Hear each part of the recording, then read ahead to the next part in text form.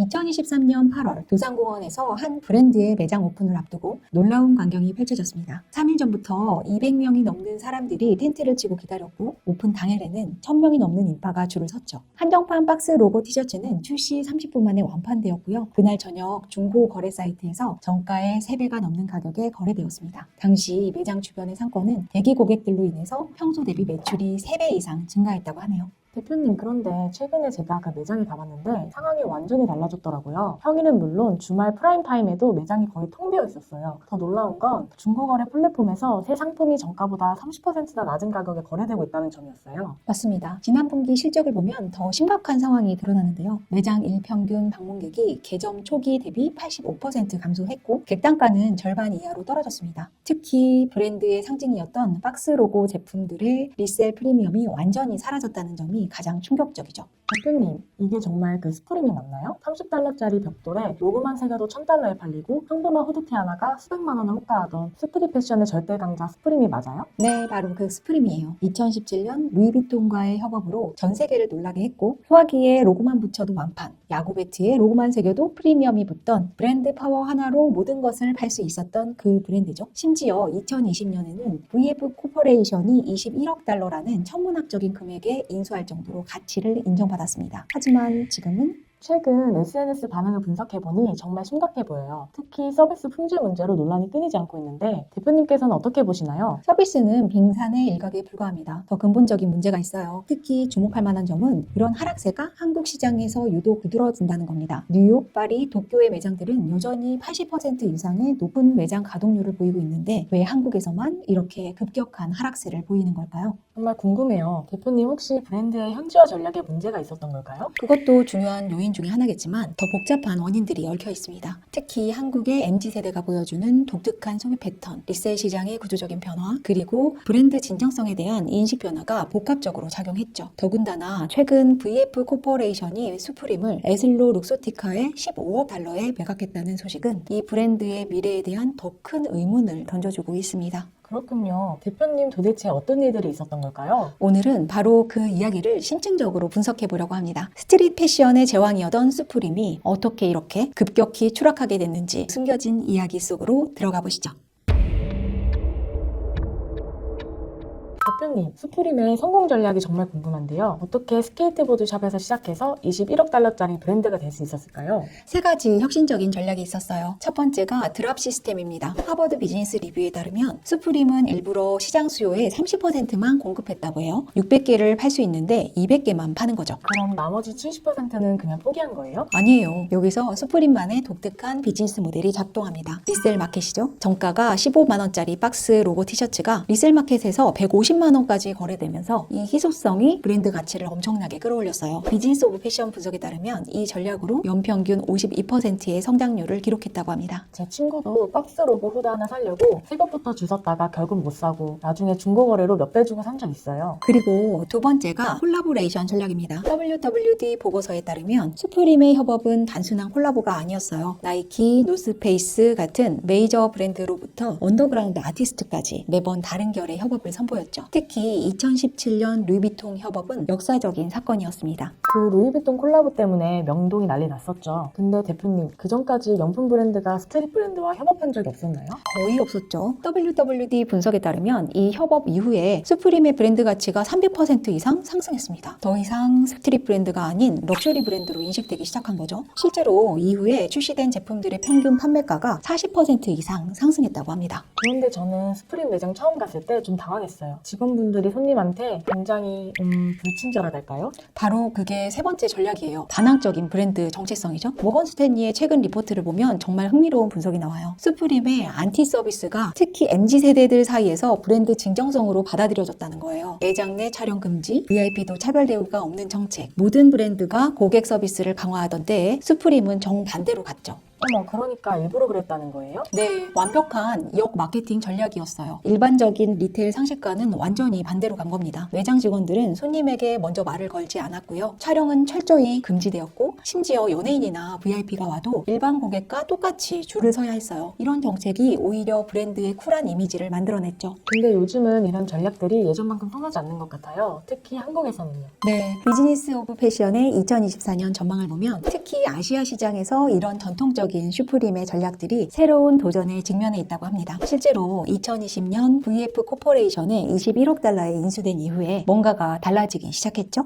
대표님, 얼마 전에 도산 매장 방문했던 친구 얘기 들었는데요. 정말 충격적이더라고요. 300만 원어치 구매하려고 했는데 직원이 걸레질하면서 나중에 오세요 라고 했대요. 아, 그 사건이요? SNS에서 꽤 화제가 됐었죠. 실제로 최근 슈프림 도산 매장 관련 SNS 게시물을 분석해보니 부정적인 리뷰가 무려 68%를 차지했어요. 특히 불친절하다는 의견이 대부분이었죠. 그런데 원래 스프림이 이런 걸로 유명하지 않았나요? 아까 말씀하신 것처럼 브랜드 정체성이라고. 맞습니다. 문제는 문화적인 차이예요. 비즈니스 오브 패션의 최근 분석을 보면 같은 안티 서비스 전략을 써도 시장별로 반응이 완전히 다르다고 하더라고요. 예를 들어 뉴욕이나 LA 매장의 경우 부정적인 리뷰가 15% 정도에 불과해요. 심지어 일본에서는 8%밖에 안 됩니다. 최근에 또 논란된 사건도 있었죠? 유명 연예인이 방문했다가 네, 그 사건도 파장이 컸죠. 인기 아이돌 멤버가 방문을 했는데 다른 고객들과 똑같이 1시간 넘게 줄을 세워두고 결국 구매도 못하게 했다고 하더라고요. 이게 또 SNS에서 크게 화제가 됐어요. 특히 팬들 사이에서 강한 반발이 있었죠. 그리고 얼마 전에는 인플루언서 블랙리스트 문제도 있었다면서요? 맞아요. 서비스 불만을 SNS에 올린 인플루언서들을 내부 블랙리스트에 올리고 매장 출입을 제한했다는 논란이 있었죠. 심지어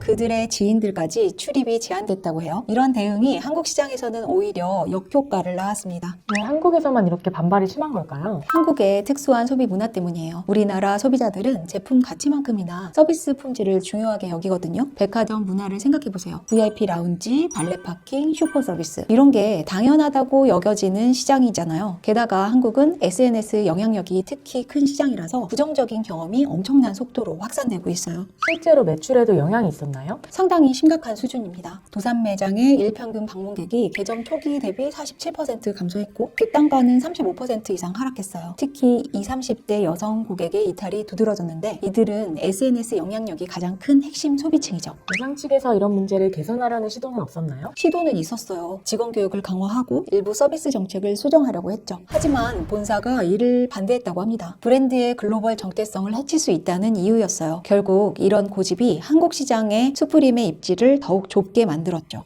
결국 이게 다음 문제로도 이어진 것 같은데요? 맞아요. 서비스 문제는 시작에 불과합니다. 이게 브랜드 가치 하락으로 이어지면서 결국 리세일 시장에도 큰 영향을 미치게 됩니다. 서비스 문제와 함께 슈프림이 직면한 더 큰 위기가 있습니다. 바로 브랜드의 핵심 가치였던 희소성이 완전히 무너졌다는 거예요. 맞아요. 제가 크림이랑 솔드아웃 같은 리세일 플랫폼을 보니까 스프림 제품이 정가보다 낮게 거래되는 경우도 많더라고요. 심지어 새 상품도요. 구체적인 수치를 보면 더 심각해요. 2023년 8월 도산 매장 오픈 직후만 해도 박스 로고 후드 티셔츠가 정가의 3배인 90만 원에서 150만 원에 거래되었는데 지금은 오히려 정가보다 더 낮은 가격에 거래되고 있어요. 특히 한국 매장 단독 상품들의 가치 하락이 두드러지고 있죠. 왜 이렇게 급격하게 변한 걸까요? 크게 3가지 이유가 있습니다. 첫째는 공급량의 증가죠. 예전에는 해외 직구나 대행을 통해서만 구할 수 있었으니까 프리미엄이 붙는 게 당연했어요. 근데 이제는 도산공원 매장에서 바로 살 수 있으니까 굳이 비싼 돈을 주고 살 이유가 없어진 거예요. 그래서 매장 앞에 줄 서는 사람도 많이 줄었나 봐요. 데이터를 보면 충격적이에요. 도산 매장 드랍데이 대기 인원이 초기 대비 85%나 감소했어요. 특히 리셀러들이 거의 사라졌죠. 예전엔 100명 정도 줄을 섰는데 지금은 20, 30명 정도밖에 안 된다고 합니다. 두 번째 이유는 뭔가요? VF 인수 후에 전반적인 생산량이 늘어난 거예요. 과거에는 한 스타일당 전 세계 2, 3천 장 정도만 생산했는데요. 지금은 그 3배 이상을 만든다고 해요. 실제로 리셀 플랫폼 데이터를 보면 작년 대비 슈프림 상품 등록 건수는 67% 늘었는데 거래량은 오히려 45% 감소했어요. 결국 물량이 너무 많아진 거네요. 세 번째 이유는 뭐예요? 가장 치명적인 건데요. 소비자들의 인식 변화예요. 기다리면 어차피 가격이 떨어질 텐데 굳이? 라는 생각이 퍼진 거죠. 2024 2023년 초만 해도 신제품이 나오면 매장 앞에 노숙하면서까지 사려고 했었던 사람들이 이제는 전혀 그럴 필요성을 못 느끼고 있는 거예요. 저희 동생도 그러더라고요. 요즘은 중고나라나 당근에 보면 박스 로고 티셔츠도 싸게 살 수 있다고요. 더 큰 문제는 이게 단순히 가격 하락이 아니라 브랜드 가치 하락을 의미한다는 거예요. 예전에는 스프림 로고만 붙으면 모든 프리미엄이 붙었잖아요. 근데 지금은 오히려 로고 때문에 가치가 떨어지는 현상이 일어나고 있어요.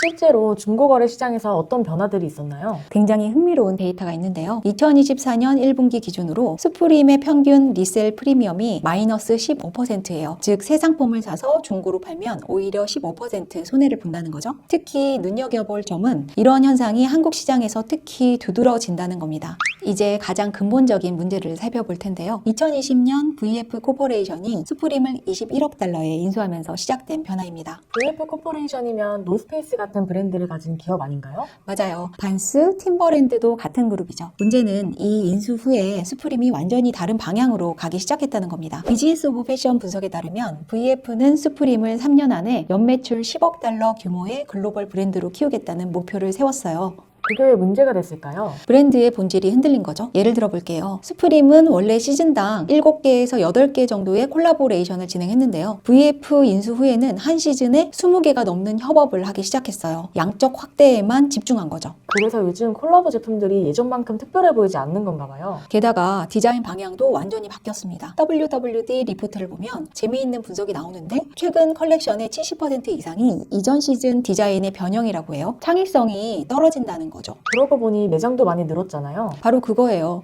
2020년까지 전 세계에 12개였던 매장이 현재는 24개로 늘었어요. 매장이 늘어나니 자연스럽게 대량 생산 체제로 전환될 수밖에 없었고 이는 브랜드의 희소성을 완전히 무너뜨렸죠. 결국 이게 브랜드 가치 하락으로 이어진 거네요. 네, 그래서 작년에 중요한 결정이 있었어요. VF가 4년 만에 6억 달러나 가치가 하락한 겁니다. 특히 마니아층의 이탈이 결정적이었어요. 초기 팬들은 이제 진정성을 잃었다며 등을 돌리고 있죠. 요즘 제 주변에서도 스프림 대신 다른 브랜드를 찾는 친구들이 많아졌어요. 맞아요. 데이터를 보면 인상적인데요. 올해 1분기 매출이 전년 대비 35%나 감소했어요. 특히 핵심 고객층이었던 20, 30대 남성 고객이 무려 58%나 감소했죠. 브랜드의 문화적인 영향력도 급격히 약화됐습니다. 이런 상황을 회복할 수 있을까요? 쉽지는 않을 것 같아요. 브랜드 정체성이라는 건 한번 흔들리면 회복하기가 정말 어려워요. 특히 새로운 모기업인 에슬로 룩소티카도 결국은 스프림을 대중적인 럭셔리 브랜드로 만들려고 할 가능성이 높죠. 이런 변화는 브랜드의 본질적인 매력을 더욱 약화시킬 수 있습니다.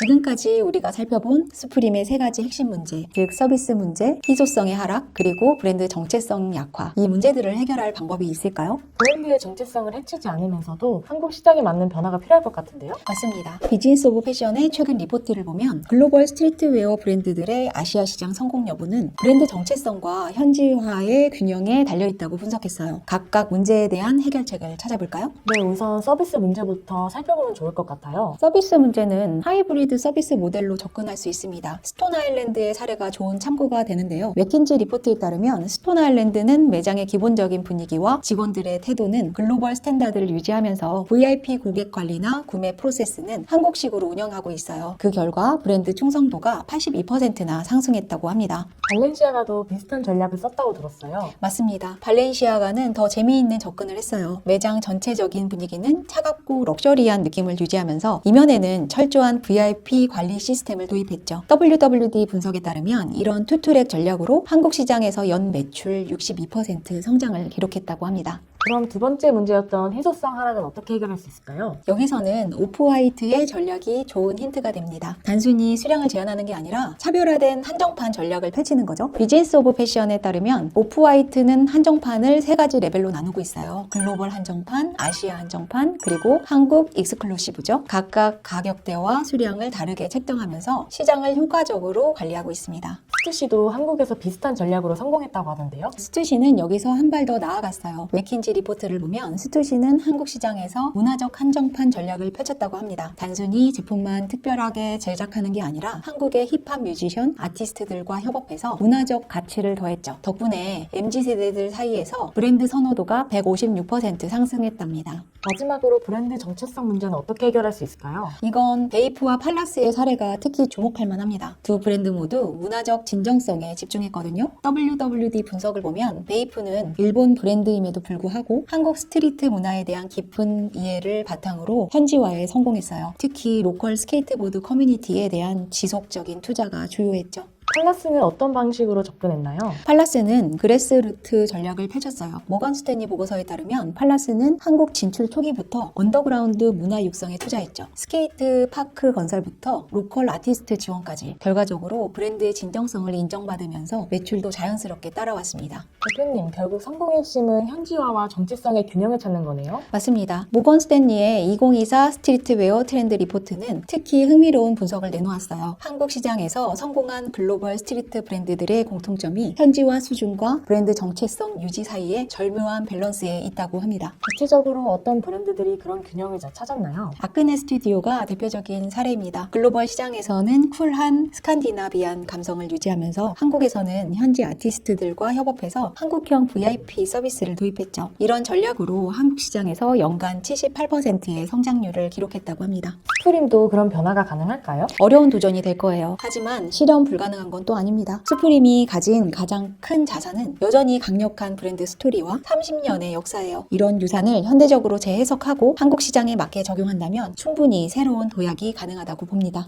어떤 변화들이 가장 시급할까요? 당장은 세 가지 지표에 집중해야 할 것 같아요. 고객 만족도, 브랜드 선호도, 그리고 리셀 프리미엄이죠. 특히 MZ세대의 브랜드 신뢰도를 회복하는 게 최우선의 과제가 될 겁니다. 여기에서 실패하면 나머지 전략들도 의미가 없어질 테니까요. 지금까지 우리는 스프림의 한국 시장에서 직면한 세 가지 문제를 살펴봤어요. 서비스 문제, 희소성의 하락, 그리고 브랜드 정체성의 약화. 모든 문제가 결국은 서로 연결이 되어 있더군요. 이런 어려움을 겪었던 다른 브랜드들도 있나요? 크로마츠의 사례가 흥미로워요. 2010년대 중반 과도한 확장으로 브랜드 가치가 하락했었죠. 하지만 그들의 선택은 달랐습니다. 오히려 매장을 줄이고 제품 가격은 2배 이상 올렸어요. 장인 정신으로 돌아가는 전략을 선택한 거죠. 그런 전략이 통했나요? 네, 놀랍게도 성공했습니다. 지금은 오히려 진정성 있는 럭셔리 브랜드로 자리 잡았죠. 결국 브랜드의 본질에 충실했던 게 성공 요인이었던 거예요. 스프림도 그런 변화가 가능할까요? 충분히 가능성이 있습니다. 이제 공은 수프림에게 넘어갔어요. 브랜드 정체성은 유지하면서도 한국 소비자들의 니즈를 어떻게 충족시킬 것인지, 희소성은 어떻게 되찾을 것인지 이 모든 것들이 조만간 결정될 것 같네요.